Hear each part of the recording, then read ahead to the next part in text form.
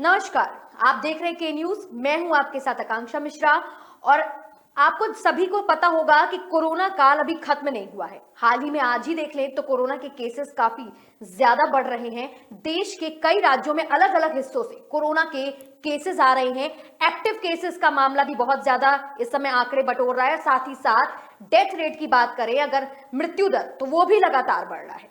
लेकिन इस कोरोना काल को देश में आए हुए 1 साल से ज्यादा का समय हो गया है। ऐसे में कोई था जब हम घर पे आराम कर रहे थे तो वो तैनात थे हमारी सुरक्षा के लिए। जैसे बॉर्डर पर सिपाही की सबसे ज्यादा जरूरत होती है, वैसे ही हमारे मेडिकल डिपार्टमेंट्स के सुरक्षा कर्मी, चाहे वो नर्स का स्टाफ हो या वार्ड बॉय हो या फिर डॉक्टर ही क्यों ना हो, इस खतरे वाली महामारी में हमारे लिए रक्षा कवच बनकर खड़े थे।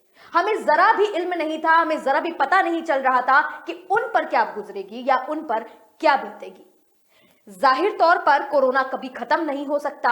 एक ऐसी महामारी है जो समय के साथ साथ कम और बढ़ती रहेगी। और इसी को लेकर आज हम इंटरव्यू में एक खास शख्सियत को बुला रहे हैं, जिन्होंने खुद कोरोना वॉरियर रहकर काम भी किया है और इस कठिन दौर में खुद गुजरे भी हैं मेडिकल। नमस्कार और बहुत बहुत स्वागत करेंगे हम अपने इंटरव्यू में डॉक्टर बोस का। नमस्कार। तो डॉक्टर साहब, बहुत बहुत स्वागत है आपका।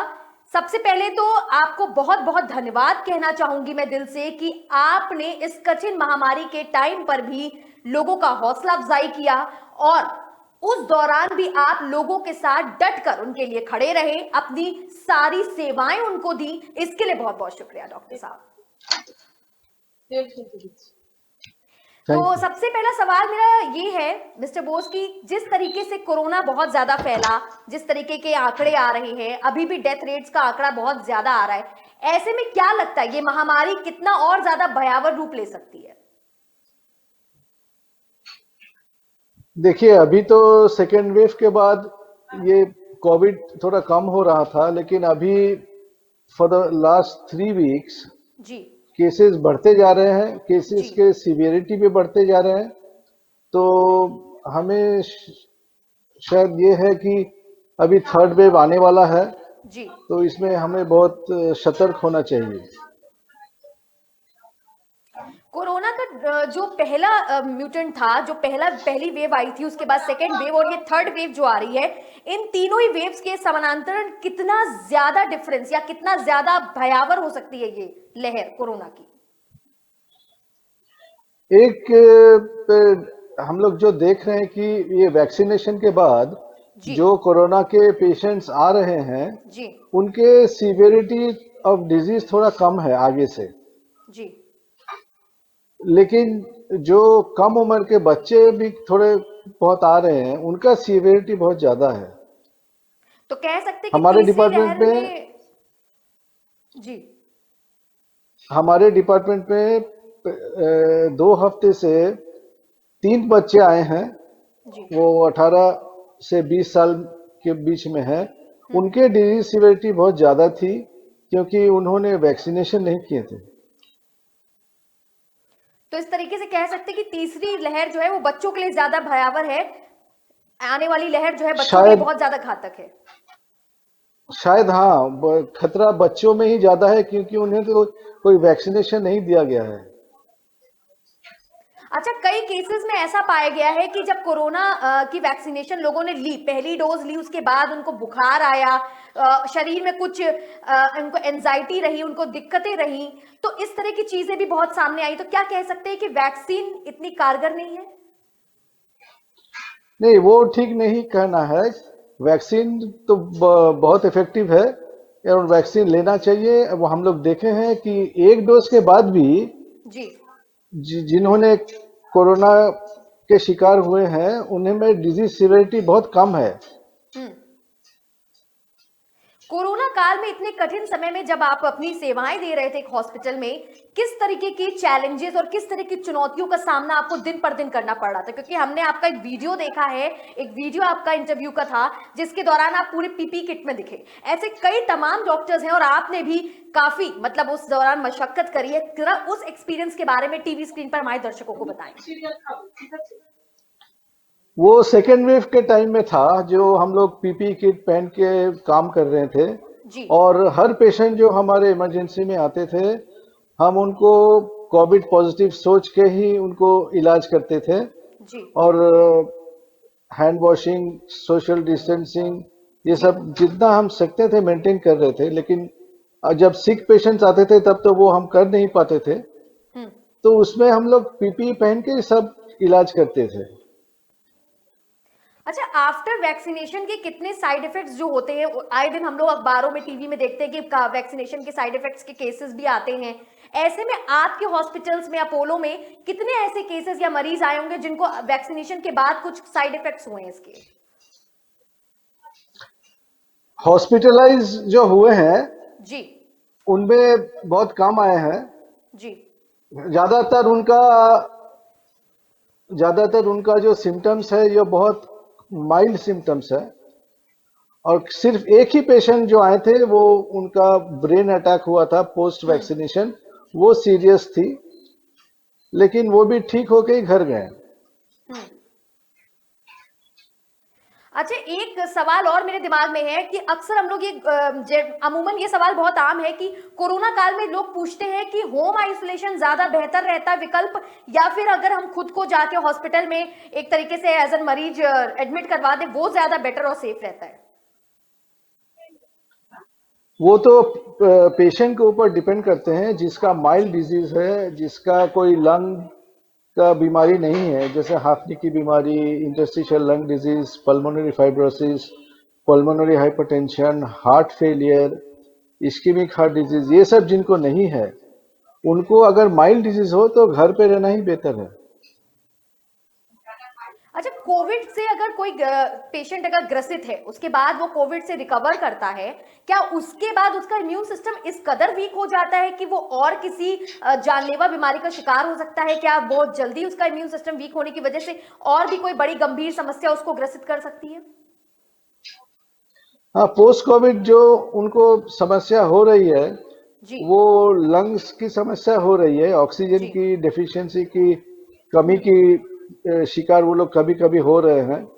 जी तो ये एक बहुत चिंता की बात है कि कोविड के बाद भी उनका लंग्स का डैमेज हुआ है, और उन्होंने पूरा ऑक्सीजन शरीर में उनको मिल नहीं रहा है, उसको सांस की तकलीफ हो रही डेली बेसिस में, तो उनको हॉस्पिटलाइज करना पड़ता है।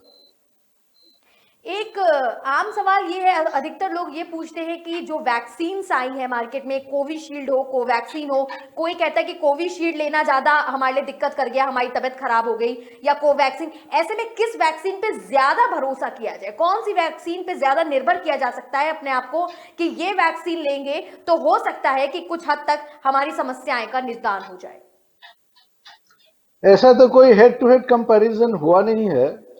हम्म अब हम जो प्रैक्टिकली देख रहे हैं कि हमारे जो पेशेंट्स आते हैं कोविड के सिम्टम्स लेके, उनमें हम पूछते हैं आप कौन सी वैक्सीन लिए हैं, जी उसमें सभी वैक्सीन का ही ऐसा असर पड़ा है। हम्म। तो हम ऐसा नहीं बोल सकते कि कोविशील्ड कोवैक्सीन से अच्छा है या कोविशील्ड स्पुतनिक से अच्छा है, ऐसा अभी बोलना बहुत मुश्किल है।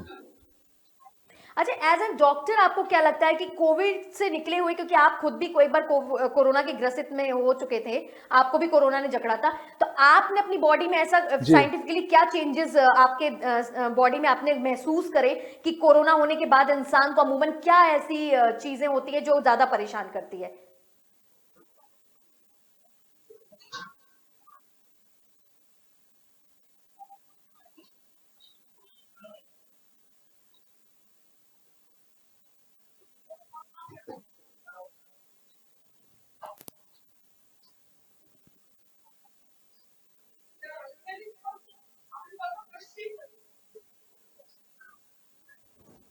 हेलो। जी, आवाज आ रही है आपकी? हाँ, आ रही है।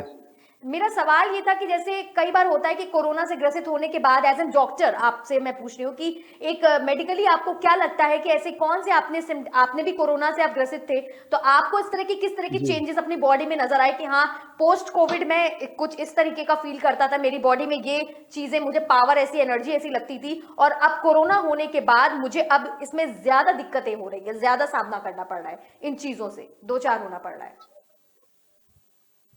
सबसे बड़ा समस्या एक कमजोरी है। जी। कमजोरी बहुत महसूस करते थे। हम्म। और पहले जितने आसानी से हम जो काम कर लेते थे उसमें कोविड होने के बाद वो थोड़ा दिक्कत हो रही थी वो काम करने में। हम्म। तो वो आस्ते आस्ते ठीक होने लगा। तो एक कोई ऐसी कुछ खास दवाई या कुछ ऐसी खास टिप्स आप देना चाहेंगे हमारे दर्शकों को कि जिन्होंने कोरोना से हाल ही में रिकवर किया हो या कुछ महीने पहले रिकवर हुए हो, उनके लिए क्या कुछ ऐसे हेल्थी टिप्स होने चाहिए जिसकी वजह से अभी उनका इम्यून सिस्टम वीक है, तो उन्हें किस चीज का साफ तौर पे ख्याल रखना चाहिए?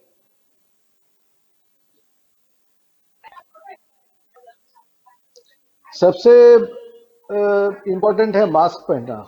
बिल्कुल। क्योंकि एक कोविड वायरस इतना म्यूटेशन हो रही है, जी। तो वैक्सीनेशन तो 100% प्रोटेक्शन दे नहीं सकता। जी। तो मास्क इज वेरी इंपॉर्टेंट। आप जहां भी जाओ मास्क पहन के जाओ, बिना मास्क आप कहीं मत जाओ। और वैसे जो अ, थोड़ा प्रोटेक्टिव है, एक है विटामिन सी और दूसरा है विटामिन डी। हम्म। और विटामिन ई भी बहुत प्रोटेक्टिव है। वो यूरोपियन कंट्रीज और यूएस में लोग विटामिन ई बहुत तौर से ले रहे हैं कोरोना से अवॉइड करने के लिए। तो वो भी इम्पोर्टेंट है। अधिकतर बुजुर्गों को ज्यादा समस्याएं आ रही हैं, ऐसा कई बार ऐसे पेशेंट्स आ रहे हैं जो बुजुर्ग लोग हैं, उनको ज्यादा शिकायतें हैं कि कोरोना के बाद उनकी जीवन जो शैली है वो बिल्कुल बदल चुकी है, दिनचर्या बदल चुकी है, उनके जोड़ों में दर्द रहना, बुखार, थकान या कोई भी काम करने में उनका मन ना होना, चिड़चिड़ापन, इन सब चीजों से वो ज्यादा दो चार होते रहते। इन समस्याओं से छुटकारा पाने के लिए क्या कुछ हेल्दी टिप्स है जो एक एक उम्र के बाद, जिसे कहते हैं प्रौढ़ावस्था, उसके बाद उनको किस तरह की डाइट फॉलो करनी चाहिए, किस तरह की एक्सरसाइज, व्यायाम, क्या कुछ करना चाहिए?